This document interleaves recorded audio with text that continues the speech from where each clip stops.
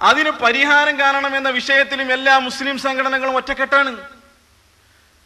മുസ്ലിങ്ങളുടെ പ്രശ്നങ്ങൾക്ക് പരിഹാരം കാണേണ്ടതില്ല എന്ന് വിശ്വസിക്കുന്ന ഏതെങ്കിലും ഒരു മുസ്ലിം സംഘടന ഇന്ത്യ രാജ്യത്തുണ്ടോ കേരളത്തിലുണ്ടോ എന്നുള്ളത് എനിക്കറിയില്ല.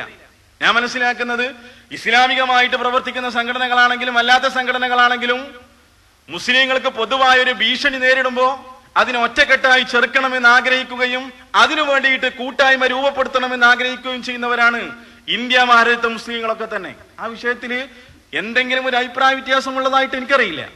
മുസ്ലിങ്ങളെ സംബന്ധിച്ചിടത്തോളം ഈ വിഷയത്തിൽ ഒരൊറ്റ അഭിപ്രായമാണുള്ളത്. മുസ്ലിങ്ങളുടെ പ്രശ്നങ്ങൾക്ക് പരിഹാരം കാണണം, ഈ വെല്ലുവിളികൾ അതിജീവിക്കണം, ഇതിനെതിരെ നമ്മൾ പ്രതികരിക്കണം. ഈ വിഷയത്തിൽ എല്ലാവരും ഒറ്റക്കെട്ടാണ്. പിന്നെ എവിടെയാണ് പ്രശ്നങ്ങൾ ആരംഭിക്കുന്നത്? മുസ്ലിങ്ങളെ ഈ വിഷയത്തിൽ പ്രതികരിക്കണമെന്ന കാര്യത്തിൽ ആർക്കും തർക്കമില്ല, അവർക്കിടയിൽ അഭിപ്രായ വ്യത്യാസങ്ങളില്ല. പക്ഷെ ഈ പ്രതികരണത്തിന്റെ രീതി എന്തായിരിക്കണം? അവിടെ പലപ്പോഴും മുസ്ലിം സംഘടനകൾ തമ്മിൽ അഭിപ്രായ വ്യത്യാസങ്ങൾ ഉണ്ടാകുന്നു. അത് സ്വാഭാവികമാണ്.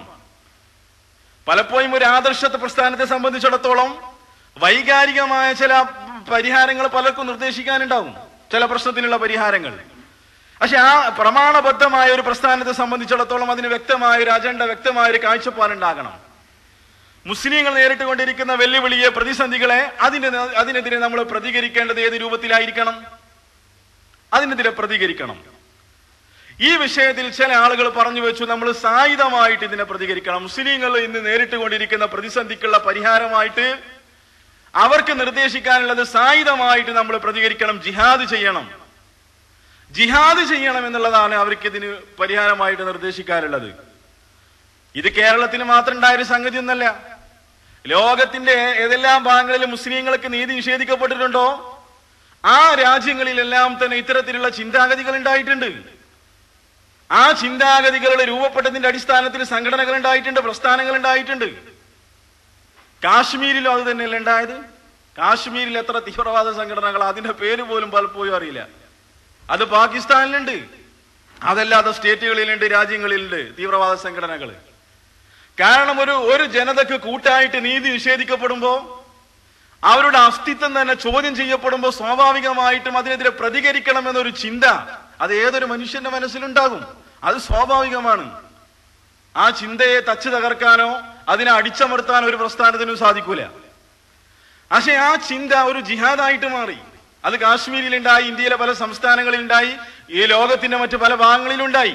അതൊരു പ്രസ്ഥാനമായിട്ട് രൂപം കൊണ്ടു. യഥാർത്ഥത്തില് അത് ജിഹാദാണോ എന്നുള്ളത് നമ്മൾ വേറൊരു വിഷയമായിട്ട് ചർച്ച ചെയ്യേണ്ടതാണ്. ഇന്ന് വരെ നടത്തിക്കൊണ്ടിരിക്കുന്നത് ജിഹാദാണോ അതല്ല പക്ക തെമ്മാടിത്തരമാണോ കൊലപാതകമാണോ എന്നുള്ളത് നമ്മൾ ശരിക്കും ഇതിന്റെ പിന്നാലെ പോയിട്ട് പഠിച്ചാൽ നമുക്ക് മനസ്സിലാക്കാൻ പറ്റും. തനി തെമ്മാടിത്തരാണ് ചെയ്തുകൊണ്ടിരിക്കുന്നത്.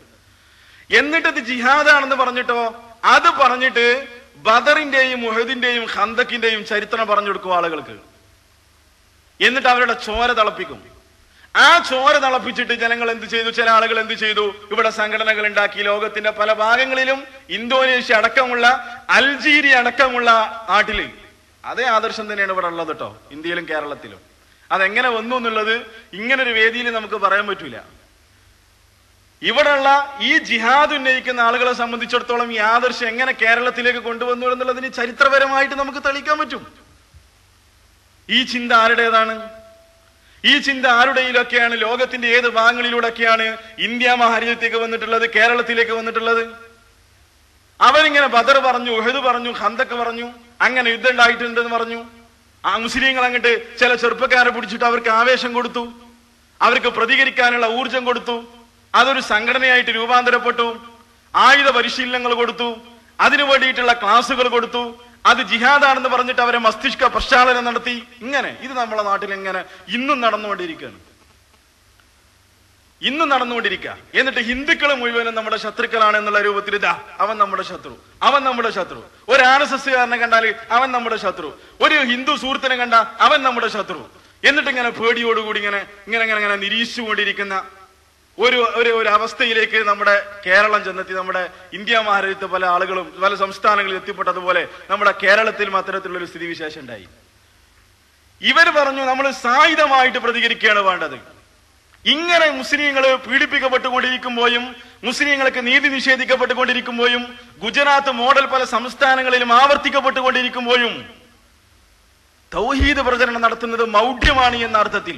നിങ്ങൾ കൈ നെഞ്ചത്ത് കെട്ടണം, അത്തഹിയാത്തില് വിരൽ അളക്കണ്ടേ, മാല മൗലീദ് ശിർക്കാണോ വിദഅത്താണോ, അത് അനുവദനീയമാണോ എന്നുള്ള ചർച്ചയിലേക്ക് ജനങ്ങളെ കൊണ്ടുപോകുന്നത് ഭീരുത്വമാണ്, അത് മൗഢ്യമാണ് എന്നുള്ള രൂപത്തിൽ ഇവർ ക്ലാസുകൾ എടുത്തുകൊണ്ടിരിക്കുന്നു, പ്രസംഗങ്ങൾ നടത്തിക്കൊണ്ടിരിക്കുന്നു.